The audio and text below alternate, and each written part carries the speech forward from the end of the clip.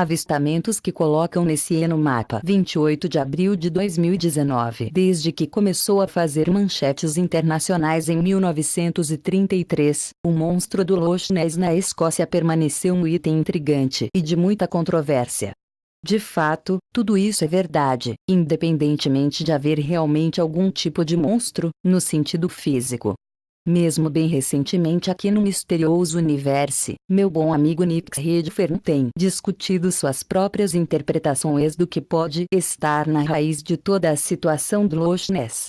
Embora Nick e eu tenhamos ideias ligeiramente diferentes sobre o que pode estar por trás do fenômeno Loch Ness, acho que ele concordaria comigo, tendo discutido com ele bastante no passado, que nossos interesses mútuos, assim como nossas conclusões separadas, derivam de duas observações compartilhadas. Eles são os seguintes. 1. Os contos de um monstro no Lago Ness apresentam uma circunstância singularmente fascinante, onde um acúmulo de relatos de algo incomum ocorreu em uma área geográfica razoavelmente localizada, e 2. Que, apesar da quantidade de informação que existe sobre os fenômenos que ocorrem no Lago Ness, há uma notável inconsistência de um relatório para o outro, e também uma danosa falta de evidência física para substanciar os relatórios. Por essas razões, Nick sugeriu no passado que tais fenômenos limitam o absurdo e, portanto, podem exigir outras interpretações mais fora da caixa. É certo que, enquanto eu permaneço fora do campo sobrenatural em tais assuntos, especificamente, meu sentimento é que primeiro devemos procurar evidências físicas, e descartar todas essas possibilidades antes de buscar soluções mais especulativas para o problema, Nick. Eu completamente concorde com a premissa fundamental. Simplesmente registrar relatórios de testemunhas oculares até que haja algum monstro extraordinário, de carne e osso, no Lago Ness nos fracassou uma e outra vez.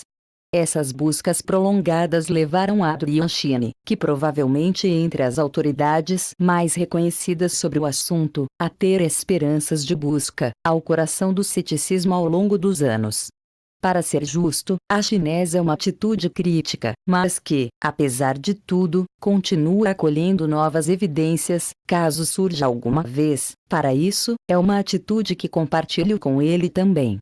No entanto, com os poucos dados que vimos nos últimos anos, e sim, isso vale para as fotos de cormorões de pescoço longo que aparecem nos tabloides britânicos a cada poucos meses para manter seus leitores despertos e alertas, talvez realmente nos servem para olhar para trás em alguns dos relatórios clássicos da criatura.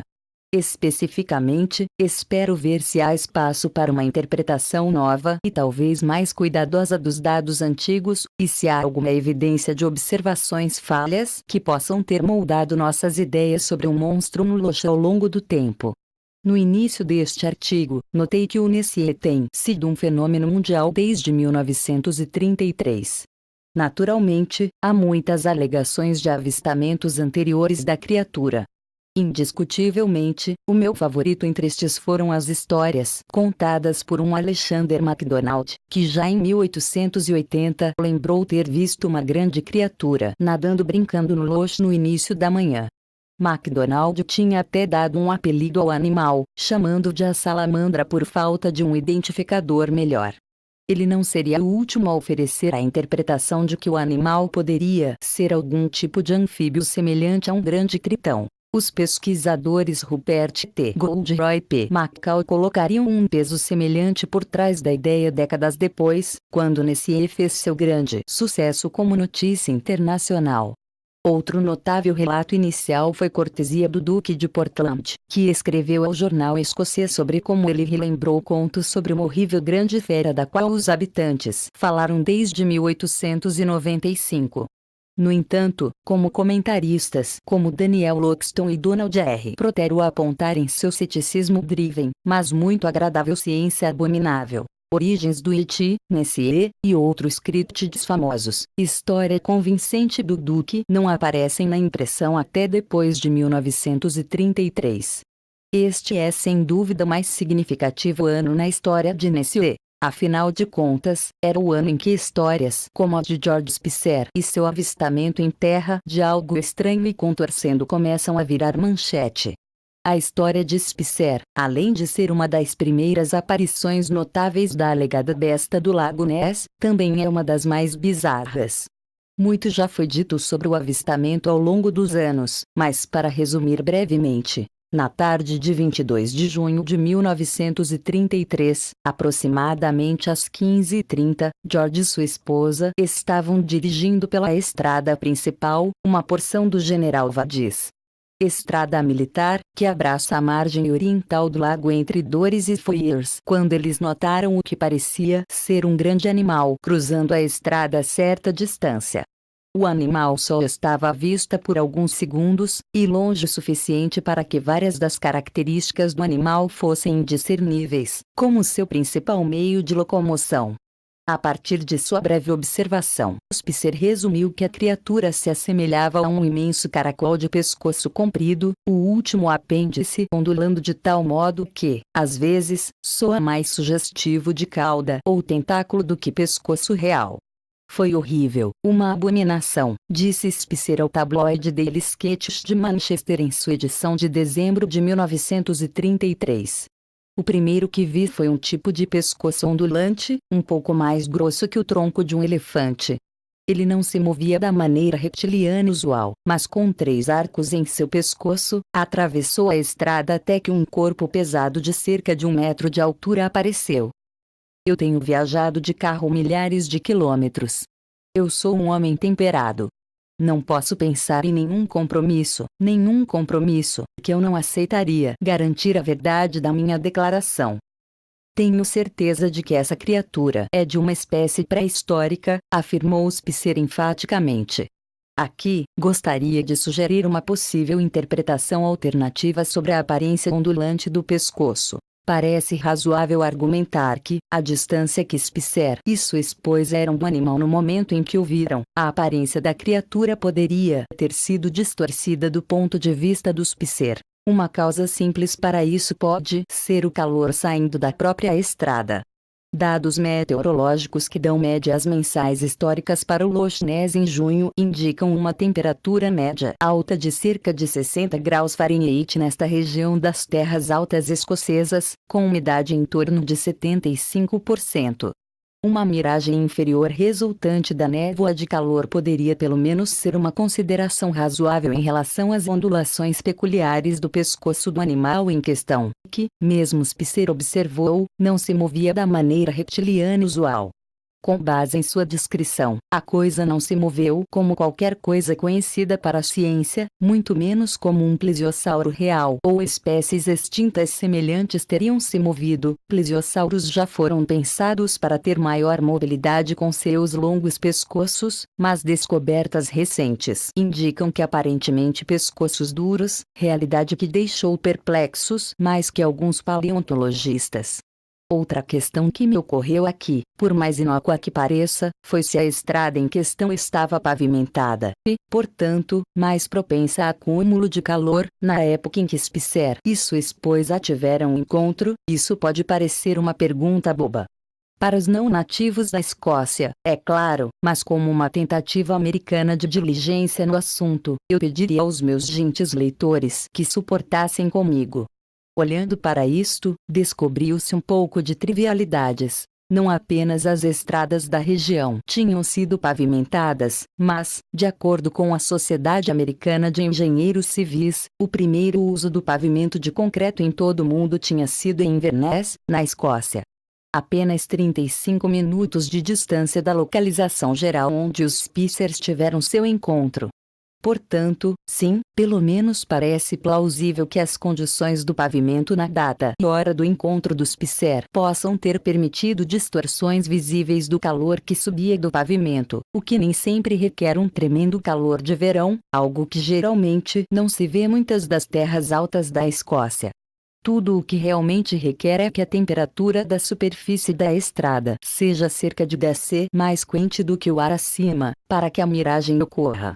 A observação um pouco indistinta de Spicer sobre uma criatura, o que quer que tenha sido, foi mais do que apenas o avistamento que colocou Ness no mapa. Ele também parece ser o mais antigo dos relatos modernos respeitáveis, isto é, os avistamentos amplamente divulgados desde 1933, que introduz o que parecia ser um animal de pescoço longo.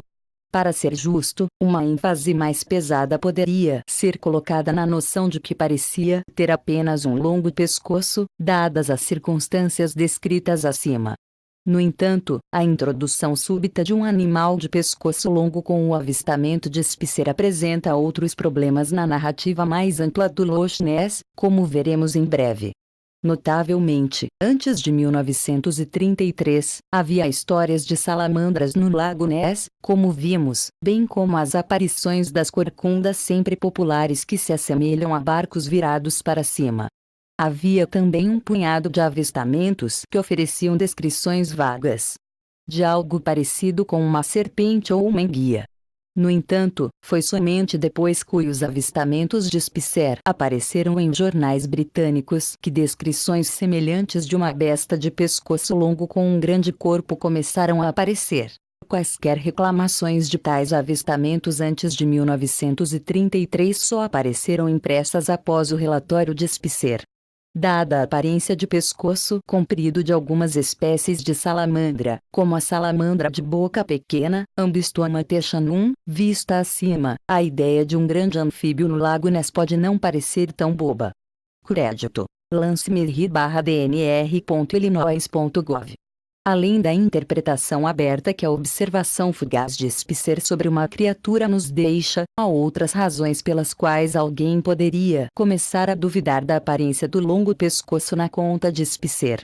Significativamente, enquanto a descrição de Spicer sobre a criatura apareceu pela primeira vez impressa em agosto de 1933, em uma carta que ele escreveu ao Inverness Courier, sua aparência de pescoço comprido foi ainda mais encorajada durante as entrevistas posteriores de Rupert Gould. Enquanto discutia a experiência de Spicer, escreveu Gould mais tarde, aconteceu de me referir ao dinossauro tipo Diplodocus em King Kong. Um filme que, eu descobri, nós dois vimos. Ele me disse que a criatura que ele viu se parecia muito com isso, exceto que no caso dele não havia pernas visíveis, enquanto o pescoço era muito maior e mais flexível. O fato de os dois homens terem visto o filme King Kong, com suas representações de vários monstros pré-históricos, incluindo o dinossauro de pescoço comprido que Gould menciona acima, não passou despercebido por outros pesquisadores críticos. Adrian Chine sugeriu que este filme foi o que inspirou a observação de Spicer, um ponto enfatizado por Loxton e Protério em Abominable Science. Na verdade, King Kong apareceu nos cinemas do Reino Unido por volta da Páscoa em 1933, apenas alguns meses antes do encontro de Spicer em junho. É difícil não argumentar que existe algum tipo de conexão entre os dois. Eu absolutamente concordaria que a consciência de Spicer sobre o filme de King Kong e seus monstros é de significado óbvio, em termos de como ele pode ter interpretado a experiência que ele e sua esposa teriam compartilhado mais tarde em junho daquele ano. No entanto, alguns argumentam que esse fato é suficiente para explicar toda a experiência de Spicer, uma teoria que acho um pouco crédula.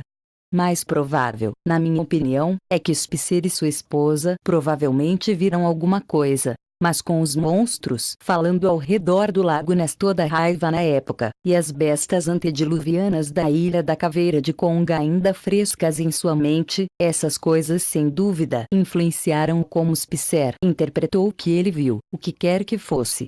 Há muito mais a ser dito sobre os avistamentos da era dos anos 30 no Lago Ness. Portanto, na segunda parte deste artigo, vamos voltar nossa atenção para como os Spicers e sua descrição de um animal visto perto de Loch Ness deram origem a uma das mais famosas fotografias da história de Forteana, e a uma fraude notavelmente bem-sucedida. Isso poderia ter mudado para sempre a maneira como as pessoas veriam o Loch Ness e seu famoso monstro.